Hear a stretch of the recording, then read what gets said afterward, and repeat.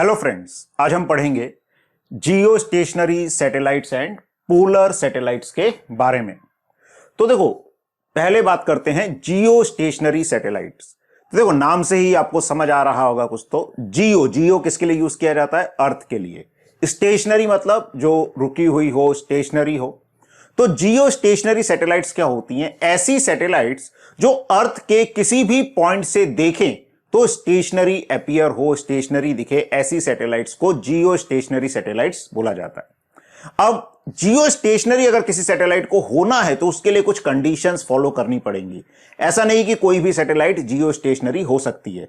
क्यों? अगर उसको अर्थ के हर पॉइंट के रिस्पेक्ट में स्टेशनरी दिखना है तो एक्चुअली उस सैटेलाइट का मोशन ऐसा होना चाहिए, जैसे मान लो सैटेलाइट को हमने डंडे से लगाकर अर्थ से बांध दिया हो, तो अर्थ जैसे से चलती जाए वो भी चलती जाए, तो अर्थ के हर पॉइंट से वो कैसी दिखाई देगी? स्टेशनरी।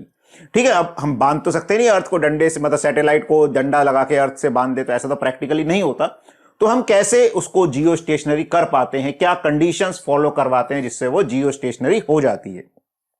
तो जियो स्टेशनरी सैटेलाइट क्या आती है? ऐसी satellite which appears stationary, stationary means fixed from any point of earth. Earth के किसी भी छोर से देखें तो वो रुकी हुई दिखाई दे, स्टेशनरी दिखाई दे, that is called the geostationary satellite. ठीक है। क्या कंडीशंस उसको फॉलो करनी पड़ेंगी? Plane of revolution should coincide with the equatorial plane of earth. तो जो सैटेलाइट है, जैसे ये हम डायग्राम देखें, तो सैटेलाइट जिस प्लेन में मूव कर रही है वो प्लेन अर्थ के इक्वेटोरियल प्लेन से कोइंसाइड करना चाहिए। तो जो अर्थ का इक्वेटोरियल प्लेन है और सैटेलाइट का प्लेन क्या होना चाहिए? सेम होना चाहिए। दूसरा, टाइम पीरियड 24 आवर्स होना चाहिए। देखो, अगर उसको स्टेशनरी दिखाई देना है तो जितने टाइम में अर्थ एक चक्कर पूरा काट ले उतने टाइम में सैटेलाइट को भी एक चक्कर पूरा काटना पड़ेगा, तभी ये वाला पॉइंट घूम के वापस यहां आएगा तो सैटेलाइट भी घूम के वहीं आ जाएगी। और तीसरा, सेंस ऑफ रेवोल्यूशन सेम होना चाहिए, मतलब अर्थ जिस सेंस में घूमती है, ठीक है, तो वैसे ही क्या करना चाहिए? सैटेलाइट को भी घूमना पड़ेगा। तो ये हमें थोड़ा सा ध्यान रखना है। तो सर, अर्थ कैसे घूमती है? ऐसे वेस्ट से ईस्ट की तरफ घूमती है, तो सैटेलाइट को भी वैसे ही घूमना पड़ेगा, तो सैटेलाइट जियो स्टेशनरी हो सकती है। ठीक है। तो पहली कंडीशन, उसको अर्थ के इक्वेटोरियल प्लेन में ही सैटेलाइट का भी जो प्लेन है, मोशन का प्लेन है, वो दोनों कोइंसाइड करने चाहिए। टाइम पीरियड, अर्थ का जो टाइम पीरियड होता है अपनी एक्सिस के अबाउट चक्कर लगाने का, उसके बराबर होना चाहिए, दैट इज 24 आवर्स। और डायरेक्शन या सेंस ऑफ रोटेशन दोनों की सेम होनी चाहिए। अर्थ जिस तरह से घूमती है सैटेलाइट को भी वैसे ही घूमना पड़ेगा, तभी वो हमेशा अर्थ के किसी भी पॉइंट के रिस्पेक्ट में स्टेशनरी दिख सकती है। अब क्योंकि सैटेलाइट का टाइम पीरियड 24 आवर्स है, अब हमने देखा है किसी भी सैटेलाइट का टाइम पीरियड क्या होता है? 2 pi under root R cube by GME। ME is mass of earth, R is earth के सेंटर से सैटेलाइट का डिस्टेंस।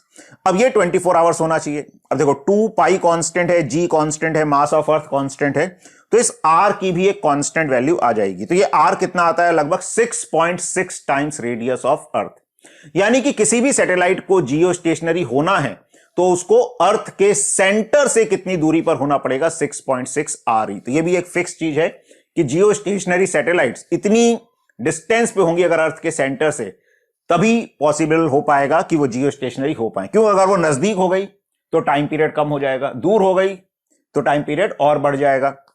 ठीक है। अगर हाइट की बात करें तो ये आर क्या होता है? सेंटर से डिस्टेंस, उसमें से अर्थ का रेडियस माइनस कर देंगे तो हाइट आ जाएगी। तो हाइट कितनी आएगी? लगभग 5.6 टाइम्स रेडियस ऑफ अर्थ आती है, जिसकी वैल्यू आ जाती है 35,800 किलोमीटर। तो काफी दूरी पर होना पड़ेगा। ठीक है। तो जियो स्टेशनरी सैटेलाइट अर्थ के सरफेस से कितनी हाइट पर होती है? लगभग 36,000 किलोमीटर हम बोल दें, या थोड़ा और एक्यूरेट बोले तो 35,800 किलोमीटर। तो इतनी हाइट पर सैटेलाइट को अगर छोड़ेंगे, और ये कंडीशन सभी फॉलो होंगी, तो अगर इतनी हाइट पर छोड़ेंगे तो टाइम पीरियड तो 24 आवर्स आ जाएगा, बाकी दो कंडीशन और सेटिस्फाई होंगी तो वो जियो स्टेशनरी सैटेलाइट हो जाएगी। इसका मेन यूज ज्यादातर क्या होता है? टेलीकम्युनिकेशन पर्पसेस के लिए होता है। अब देखिए क्या होता है कि जो कम्युनिकेशन होता है, एक तो क्या होता है कि हमारा जो अर्थ के आसपास एक क्या होती है? आयनोस्फीयर होती है, जहां पे आयंस होते हैं। तो जो वेव्स होती हैं टेलीकम्युनिकेशन के लिए, इलेक्ट्रोमैग्नेटिक वेव्स, वो आयनोस्फीयर से टकराकर वापस लौट आती हैं। तो जो रेडियो कम्युनिकेशन वगैरह है वो उनके थ्रू किए जाते हैं, लेकिन वो एक फ्रीक्वेंसी तक की वेव्स को क्या करती हैं? वापस भेज देती हैं। ये हम 12th क्लास में कम्युनिकेशन जो सिस्टम चैनल मतलब सिस्टम वाला चैप्टर है उसमें और थोड़ा डिटेल में पढ़ते हैं। तो आइनोस्फीयर क्या करता है, कुछ फ्रीक्वेंसी तक की वेव्स को वापस भेज देता है और रेडियो जो हमारा टेलीकास्ट होता है उसमें वो हेल्प कर पाता है। लेकिन और हाइयर फ्रीक्वेंसी की जब वेव्स वगैरह आती हैं तो वो आइनोस्फीयर को भी क्रॉस कर जाती हैं, तो वहां पर इनका जियो स्टेशनरी सैटेलाइट्स का यूज किया जाता है। तो ये क्या होती है, किसी भी पॉइंट के ऊपर हमेशा स्टेशनरी दिखाई देगी। तो हमने यहां से सिग्नल भेजा, सैटेलाइट इसको कैच करेगी और सैटेलाइट कैच करके फिर वो दूसरी सैटेलाइट्स को और ओवरऑल पूरे जो अर्थ है उसको कवर करके भेजी जा सकती है। तो ये काफी इंपॉर्टेंट होती हैं। जो इंडिया की जियो स्टेशनरी सैटेलाइट्स हैं उनको इनसेट बोला जाता है, INSAT, इनसेट। ठीक है, तो यहां पे हम लिख देते हैं। तो इंडिया की जो जियो स्टेशनरी सैटेलाइट्स हैं उनको क्या बोला जाता है, इनसेट, इंडियन नेशनल सैटेलाइट्स। ये इंडिया की जियो स्टेशनरी सैटेलाइट्स को बोला जाता है। ठीक है, तो ये हमें जियो स्टेशनरी सैटेलाइट्स का थोड़ा सा आइडिया होना चाहिए।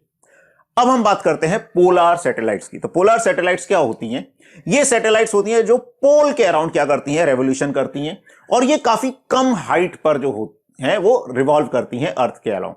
जैसे जियो स्टेशनरी के लिए तो टाइम पीरियड अगर मीट करना है तो उनको काफी हाइट पर होना ही पड़ेगा, अर्थ के रेडियस से भी लगभग कितनी हाइट पर, 5.6 टाइम्स हाइट पर होना पड़ेगा।